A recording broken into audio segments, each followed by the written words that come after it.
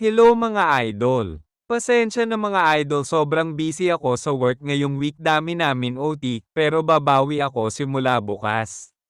Bago tayo magpatuloy sa kwento ni Yuseong ay mag-shoutout muna tayo.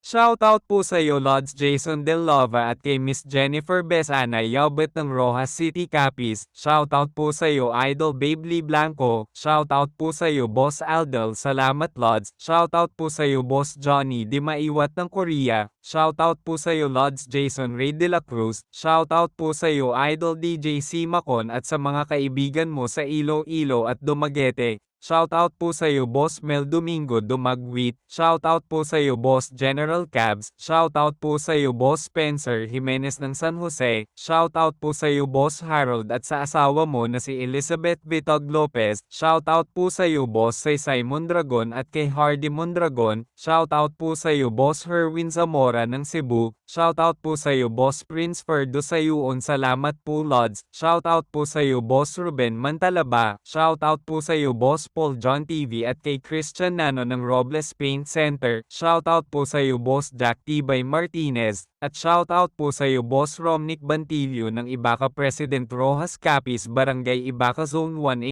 Maraming salamat sa patuloy na suporta mga idol. Sa pagpapatuloy, ang taglamig sa Waryong Valleys ay ramdam hanggang buto, mas naiiba kaysa sa taglamig sa Sangho Valley na nasa baba ng bundok. Naaalala ng ating bida ang ginawa niyang desisyon isang taon na ang nakalipas, at ito ay ang hindi lang basta-basta baguhin ang kapalaran, ngunit para tuluyang baligtarin ito, buo na ang loob niyang gagawin niya iyon. Nakarating na ang ating bida sa Great Creation Hall. Ito ang lugar kung saan ginaganap ang lecture at sparring hall ng 1st and 2nd Division. Tuluyan nang nakapasok ang ating bida sa loob ng Creation Hall at ang lahat ng disipulo ay napatingin sa kanya. Sa isip-isip ni Yuseong na kung nasaan naman ang taong nagdala sa kanya sa 1st Division at ito ay si Master Honjin. Habang patuloy na naglalakad ay nararamdaman ni Yuseong ang awkward sa mga tingin at usap-usapan ng mga disipulo.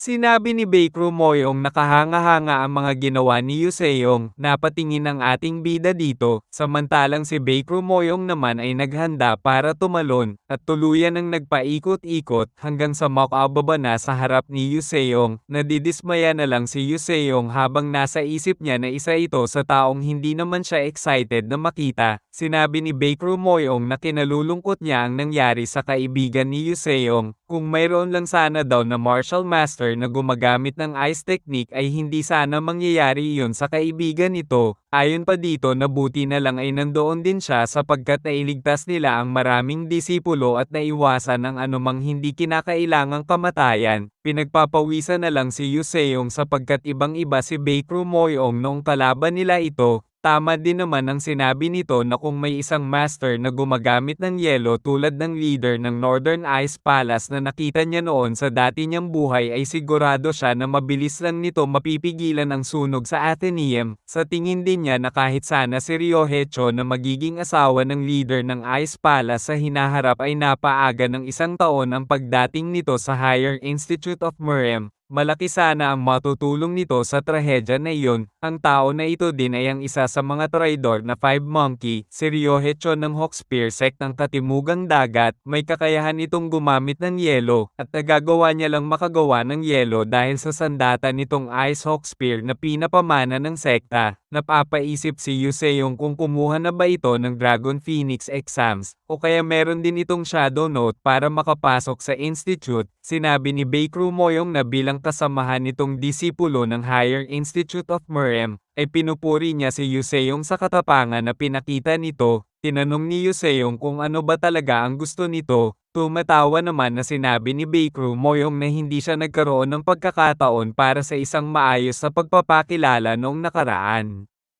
Kaya habang inaabot ang kamay ay humihingi ito ng pasensya kung ngayon lang siya magpapakilala. Sinabi nito na siya si Baekru Moyong ang ikatlong anak ng Uriom Moyong House at isa sa 5 noble houses. Sa isip-isip ni Yuseong na si Baekru Moyong ang pinakamalapit na kaibigan ni Jeum Namgang at ang tinuturing kaliwang kamay ni Jeum Namgang sa dati niyang buhay, iniabot na din ni Yuseong ang kamay niya at nagpakilala na rin siya dito ng formal. Noong huling labanan nila nito ay dumating si Giho para kalabanin ito para sa kanya, subalit ang mandirigma na ito ay hindi dapat maliitin. Kung tutuusin, walang sino man ang maaaring maging leader ng Heavenly Asher Dragon House. Nakangiti na sinabi ni Baekru Moyong na hindi na siya magpapaligoy-ligoy pa. Seryosong tinanong nito kung tinanggap ba ni Yuseong ang offer ng Monk of Empty Love. Nagpalabas na rin ito ng malakas na aura habang hinihintay ang sagot ni Yuseong. Sa isip-isip ng ating bida na mukhang agara na aatake ito sa kanya kapag maling sagot ang maibigay niya dito. Sa tingin niya na ito ang iniisip ng lahat ng tao na nakakita sa kanya noong araw na nilapitan siya ng leader ng Senado, at ang monghe din na iyon ang kusang lumapit sa kanya kaya siguro iyon ang iniisip ng mga ito. Sa ngayon ay may dalawang grupo sa Institute, si Chorang Yung, Gukwon at iba pang miyembro ng Nine Sect. Samantalang sa kabila naman ay si Baekru Moyong, Jium Namgang at ang iba din na kabilang sa Five Noble Houses. Maliban sa mga napagpasyahan na ang mga landas, lahat ng disipulo ay kandidato para sa pagre-recruit. Lahat ito ay para sa kinabukasan ng kanilang sekta o houses. Sasapi ba si Yuseong Dan sa Nine Sects o hindi? Yan ang nasa isip ng lahat ng disipulo sa First Division kasama na dito si Baekru Moyong. Ang nakaraang pagkatao niya noon ay panigurado na pag-iisipan ito ng mabuti at matagal patungkol sa kung anong grupo ang papanigan. Dahil naniniwala siya na ito ang magpapasya sa kanyang kapalaran kung mananatili ba siya sa Merhem Alliance o hindi pagkatapos niyang graduate. Nakangiti na sinabi ni Yuseong na hindi niya tinanggap ang offer ng leader ng Senado. Sinabi ni Yuseong na tinanggihan niya ang offer nito.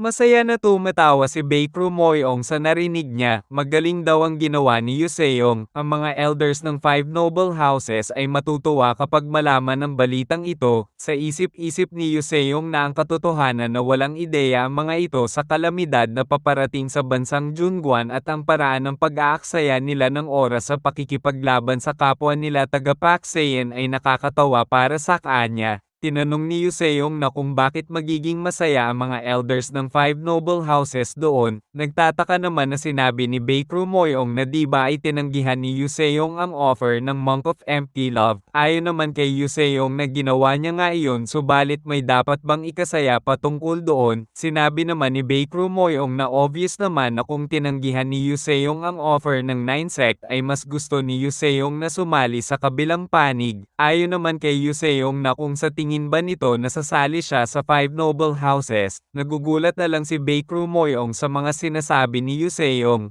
Naiirita na sinabi ni Yuseong na bakit ang akala ng lahat na dalawa lang ang pwedeng sagot sa bawat tanong. Tinanong ni Baekru Moyong kung ganoon ay ano ang desisyon ang ginawa ni Yuseong. Nakangiti na sinabi ni Yuseong na ito ay ang isang bagay na makakasira sa paniniwala nilang lahat. Sisirain niya ang laro na ito. Gagawin niya ang lahat para masira ito. Kapag naging bahagi siya ng laro ng mga ito, magiging isa lamang siya sa sakripisyo na habang buhay na sunod sa Nyeren lamang, at sa huli, ang lahat ay mahuhulog lang sa mga kamay ni Chonma. Si Baekru Moyong ay kahit kailan hindi na makakaalis sa laro na ito, dahil wala siyang interes na maunawaan ang konsepto ng pagsira sa laro, hindi rin nararapat mapunta dito ang pangatlong mahimalang phenomenon. Kukunin niya ang mahimalang phenomenon na meron ito sa nakaraang buhay niya. Tinanong ni Baekru Moyong kung saan pupunta si Yuseong. Ayon naman sa ating bida na sa tingin niya ay tapos na sila mag-usap dahil sa mga sinabi nito ay may naalala siyang appointment na kailangan puntahan. Sinabi naman ni Baekru Moyong na wala na siyang magagawa patungkol doon. Gayunpaman ang mga resulta ng mga nangyari ay tulad sa ninanais ni Jium Namgang, kaya okay na din naman sa kanila iyon kahit pa hindi ito sumali sa panig nila. Ang importante ay tinanggihan nito ang alok ng Nine Sects. Sa isip-isip ni Yuseong na kung bakit ganoon ang ninanais ni Jium Namgang, sinabi ni Baekru Moyong na ayaw ni Jium Namgang na sumali si Yuseong sa panig nila. Alam ni Jium Namgang na hindi ito basta-basta susunod sa kanya. Napatahimik na lang si Yuseong sa narinig nito. Habang papaalis na ay sa isip-isip ni Yuseong nakakaiba talaga si Jium Namgang mag-isip. Ang pakiramdam niya na halos may kaparehas ito ng pag-uugali ni Gyeonghon Bukli na kinaiinisan niya. Habang papaalis na ay may hamarang sa ating bida na kinagulat niya.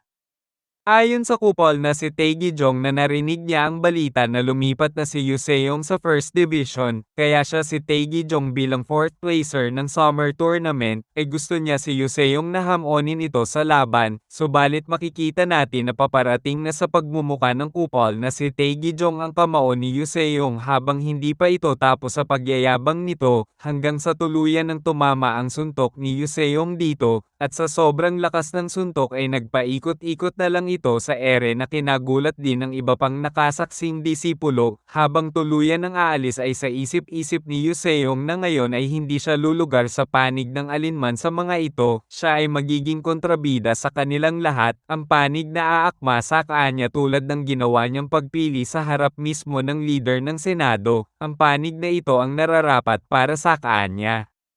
Makikita natin na napansin ni Miriam Hylord ang pagdating ni Yuseong, habang papalapit ang ating bida ay masaya na winelcome ito ni Miriam Hylord. Nagtataka na sinabi ni Yuseong na mukhang hindi na nasurpresa si Miriam Hylord, para bang inaasahan na nito na darating siya ngayong araw. Tumatawa na sinabi ni Miriam Hylord na tulad ng sinabi ng scientist na si Confucius na kapag nasa edad na 50 na ang isang tao ay malaki na ang pagkakataon na mahulaan niya ang mangyayari. Tinanong naman ni Yuseong na kung ang ibig sabihin lang na ang lahat ng ito ay inaasahan na ni Miriam Hylord na mangyayari. Nakangiti na sinabi ni Miriam Hylord na marahil ay masasabi nila na siya ay naging sapat na sanay sa astronomiya at heograpiya upang matukoy ang lahat ng paggalaw ng mga bagay sa universe at sa natural na mundo. Sa isip-isip ni Yuseong ang edad na 50, aabot din sana siya sa ganyang edad kung hindi lang siya namatay noon. Mapang-asar na sinabi ni Yuseong kitang-kita sa mukha ni Miriam Hylord na nagsisinungaling ito. Tinanong ni Miriam Hylord kung alin doon ang pagsisinungaling na sinabi niya, kung yung naging matalino ba siya sa edad na 50, o yung naging sapat na sanay na siya sa astronomiya at heograpiya upang mahulaan ang pagdating ni Yuseong ngayon araw. Mapang-asar na sinabi ni Yuseong na parehas ang dalawang iyon. Sinabi naman ni Miriam Hylord na kung paano kapag ang dalawang sinabi niya ay totoo, ayon naman sa ating bida na kung ganoon ay tatalikod na siya para umalis na. Tinanong naman ni Miriam Hylord kung bakit. Nakangiti na sinabi ni Yuseong na ang dahilan ay ayaw niyang makatrabaho ang isang sinungaling. Nadedesmaya na lang si Miriam Hylord sa narinig niya, kaya napapatawa na lang ito, hanggang sa tumawa na ng malakas. Sinabi ni Miriam Hylord na hindi niya alam kung bakit palagi siyang napapatawa ni Yuseong ng sobra.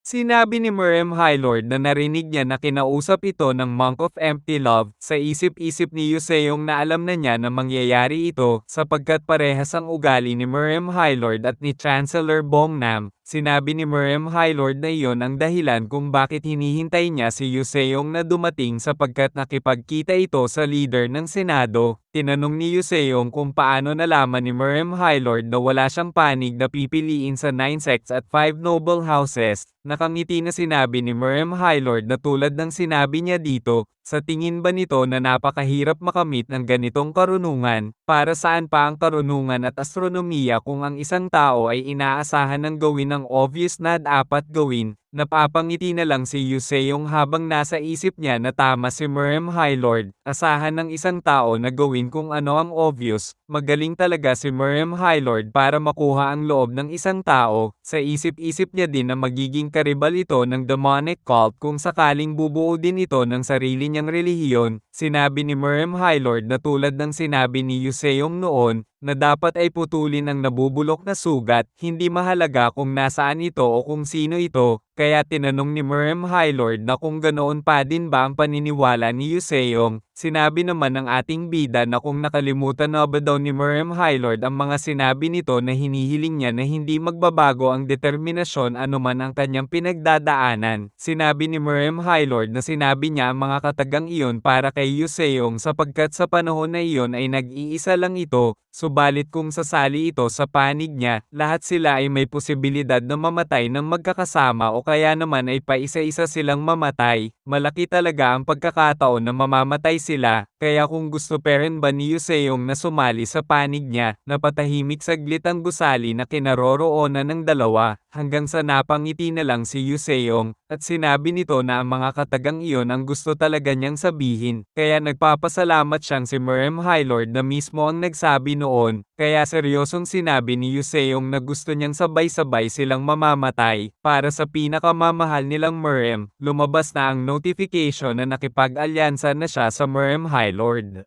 Ang Reformation Link mission ay na-unlock, kailangan niya makumpleto ang Reformation ng Merem Alliance sa loob ng 20 taon, isa itong malaking stepping stone na misyon papunta sa misyon sa pagtalo kay Chonma.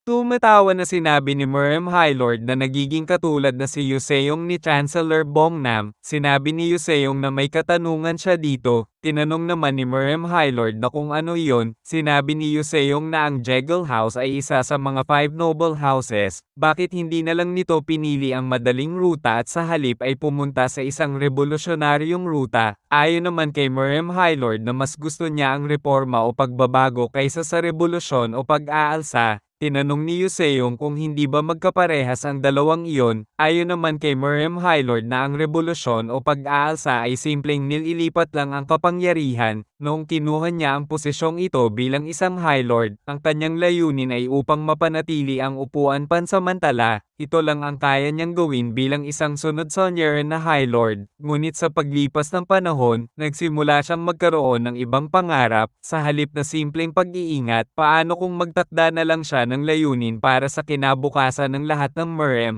Napatahimik lang ang ating bida habang nakikinig kay Merem Highlord. Ayon pa kay Merem Highlord na kapag nagkamali ka, huwag kang matakot na ayusin ito tulad ng sinabi ng philosopher na si Confucius. Walang kabuluhan ang hindi nagsisisi sa kanyang mga pagkakamali o nanghihinayang ngunit inuulit pa rin, pinuputol ang mga nabubulok na sugat gaya ng sinasabi ni Yuseong, ang pagwawasto sa lahat ng kasamaan, iyon ay ang reforma o pagbabago. Kaya dapat ay gawin nila ang bagay na obvious naman na dapat gawin tulad ng mga natutunan na nila. Sa isip-isip ni Yuseong na ang lahat ng sinabi ni Merem Highlord ay tama, lahat ay natututo ng tamang karunungan, hindi lang sinusunod ng mga tao ito, at kung ang isang bagay ay obvious naman ang tamang gawin, ay dapat iyon ang obvious na landas na tatahakin. Ang seremonya ng pagbubukas ng bagong semestre, taglamig pa din nang dumating ang mga bagong disipulo.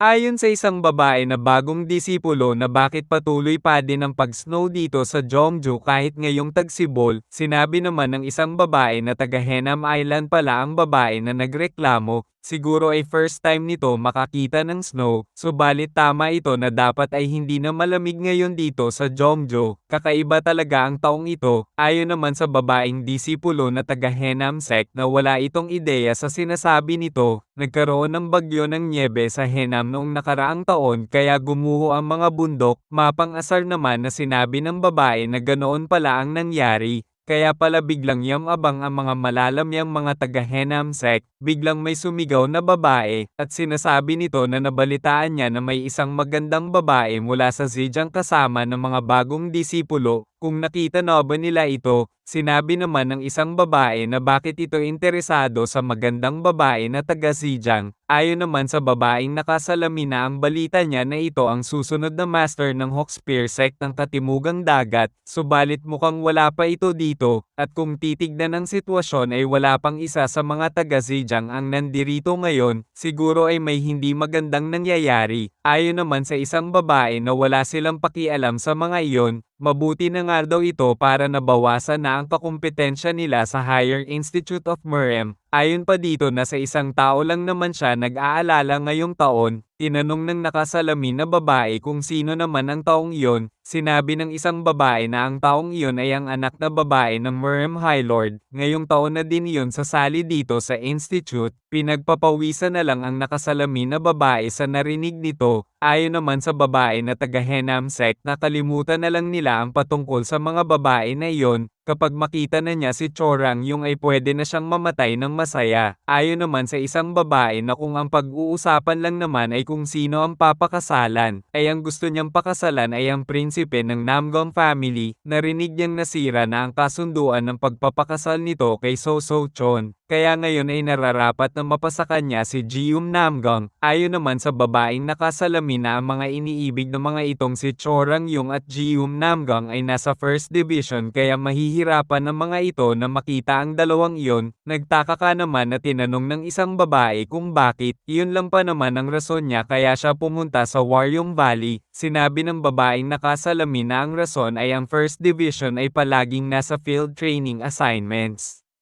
Kung iisipin, ang Merem Alliance talaga ang pinakamalaking negosyo sa mundo. Bilang organisasyon ng legal na paksaya ng bansang Junguan, ang alyansa ay nangangailangan ng napakalaking halaga ng pondo para gumana, kaya nagpapatakbo ito ng maraming pondo sa buong Junguan para sa mga programa tulad ng tulong sa grupong panseguridad at tulong sa Federation ng Merchant, na nangangailangan ng kahilingan, dahil napakaraming mga sekta sa alyansa. Nakakakuha sila ng hindi kapani-paniwalang halaga ng mga kahilingan para sa mga serbisyo ng seguridad at escort, at ibinibigay nila ang ilan sa mga mas madaling trabaho sa mga disipulo ng First Division. Sa pamamagitan ng paggawa nito, ang alyansa ay makakakuha ng higit pang mga trabaho, kumita ng mas maraming pera, at bigyan ng mga disipulo ng tunay na karanasan, para lang bumato ka ng isang bato at 3 ibon ang tinamaan. Kaya ito ang tinatawag na field training assignments. Napagtanto ng nakasalamin na babae na masyado ata siyang maraming nasabi. Nagtataka na lang ang dalawang babae sa mga pinagsasabi nito. Kaya nakangiti na sinabi ng nakasalamin na babae na ang gusto niya lang talaga sabihin na kung sino ang napupunta sa First Division ay sobrang busy ng mga ito. Tinanong ng babae na taga Henamsek kung may lalaki ba itong gustong makita sa institute na ito. Ayon naman sa babae na nakasalamin na meron siya gustong makita. Tinanong ng babae na taga Henamsek kung sino naman ito. Nakangiti na sinabi ng babaeng nakasalamin na ang lalaki na gusto niyang makita ay ang kanyang ama.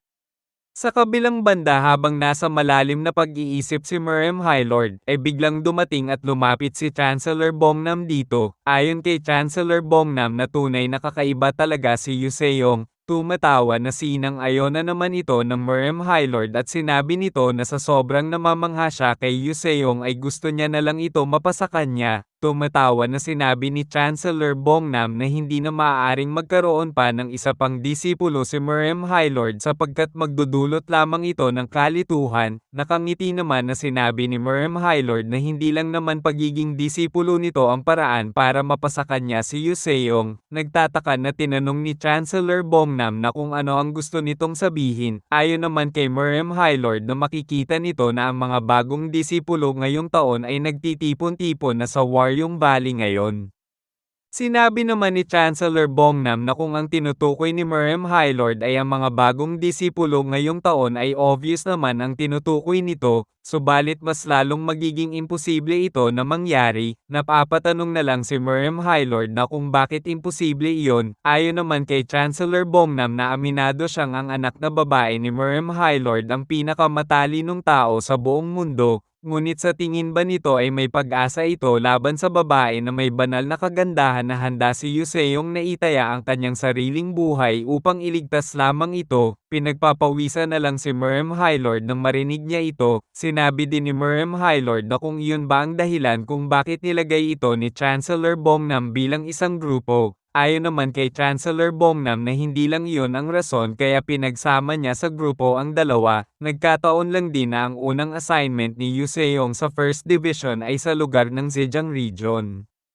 Ang Zhejiang ay malayo sa silangan mula sa Jeongju, isang maliit na isla na malayo sa baybayin. Sa isang lugar sa Zhejiang, makikita natin ang isang mandirigma na nagsasanay, magaan, maaliwalas na mga yapak sa ibabaw ng tubig. Sa sandaling dumampi ang kanyang paa sa ibabaw ng tubig, gagawa siya ng susunod na hakbang, ang pinakamataas na pamantayan para sa footwork technique, at ito ay ang water flight.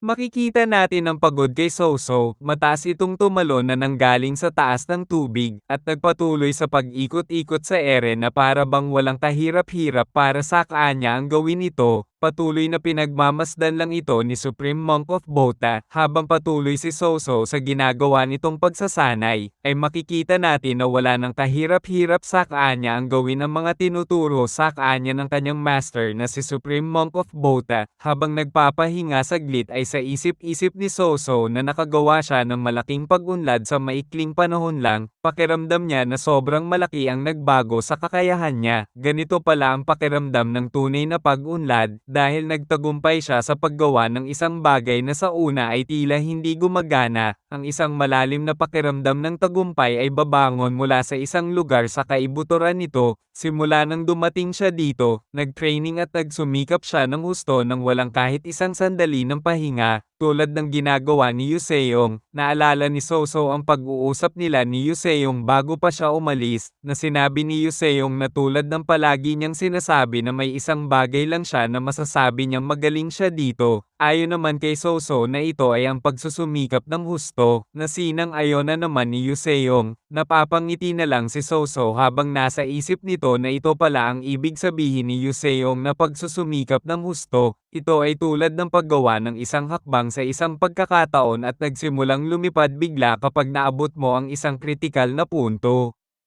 Kaya habang nakatingin sa malayo ay sinasabi na lang ni Soso sa isip niya na kung patuloy pa din kaya ngayon si Yuseong na nagsusumikap ng husto na parang isang baliw. Malungkot na sinabi ni Soso na miss na niya si Yuseong hanggang sa natahimik na lang ito at namula ang muka. Subalit biglang gumamit si Yuseong ng telepathy at sinabi nito na kung hindi ba si Soso nag-ahit ng ulo nito. Habang lumilingon-lingon sa paligid ay nagtataka na lang siya sa mga narinig niya. Napapabuntong hininga na lang ito sapagkat ang akala niya ay masyado na niyang namimiss si Yuseong to the point na naririnig na niya ang boses nito. Subalit biglang gumamit ulit si Yuseong ng telepathy at sinabi nito na maghintay lang si Soso sapagkat paparating na siya. Parehas din sila ng grupo. Sa isip-isip ni Soso na narinig na naman niya ang boses ni Yuseong, hindi na lang niya alam kung naririnig niya ba talaga ang boses ni Yuseong o nai-imagine niya lang ito, subalit may kakaibang kapangyarihan siya na nararamdaman na dumadaloy sa katawan niya. Sinabi ni Supreme Monk of Botha na habang tinuturuan niya ito ay pinagmamasdan niya rin ito. Nagbigay galang naman si Soso sa kanyang master. Ayon kay Supreme Monk of Botha na si Soso ay mas maliksi at mas mabilis kaysa sino man sa mundo, kaya naman imbes na espada, ay may nahanap siya na mas babagay para kay Soso. Nagulat at nagtaka naman si Soso sa nakikita niya sapagkat ang rebulto ay gumagalaw, hanggang sa tuluyan nang natanggal ang dalawang sandata na hugis pabilog dito, at unti-unting pumupunta ang mga sandata na ito kay Soso. Habang hawak ang dalawang sandata ay naglalabas ito ng mga apoy sa paligid nito. Sinabi ni Soso na ang mga bagay na ito ay ang tinatawag na The Wind and Fire Wheels of Nata. Sinabi naman ni Supreme Monk of Botha na ang bagay na ito ay ang isa sa mga 10 Heavenly Treasure. Ito ang sandata na binigay ni Master Taeyul kay Nata. Pahabol pa nito na sila sa Botha Temple ay palagi lang gumagamit ng espada. Gayunpaman, dahil hindi naman ni Soso puputulan ang kanyang ugnayan sa secular na mundo, hindi nito kailangang sundin ang mga patakaran nila. Habang hawak ang Wind and Fire Wheels of Nata, hindi makapaniwala si Soso sapagkat nararamdaman niyang napaka-natural na sa kanya ang sandata. Nakangiti naman na sinabi ni Supreme Monk of Botha na mukhang nagugustuhan ni Soso ang sandata. Sinang-ayon na naman ito ni Soso at sinabi niyang gustong-gusto niya ito. Ang pakiramdam niya na para bang matagal na niyang ginagamit ang sandata na ito kaysa sa espada, na para bang nakatadhana na talaga ito para sa kanya. Napapangiti na lang si Supreme Monk of Botha nang makitang natuwa si Soso sa bago nitong sandata na binigay niya. Kaya sinabihan na niya si Soso na maghanda na at umalis. Nagtataka naman na napatanong si Soso kung bakit. Ayon kay Supreme Monk of Botha na bilang isang Buddhist ay masakit para sa kanya na bigyan ng permiso ang kanyang disipulo na kumuha ng buhay ng iba. Subalit bilang Buddhist ng Zhejiang ay hindi niya kayang panoorin ang maraming tao na walang awa na pinapatay. Napapaisip na lang si Soso kung bakit bibigyan siya ng permiso na kunin ang buhay ng iba. Sinabi ni Supreme Monk of Botha na pupunta si Soso sa Miriam Alliance branch sa Hangzhou.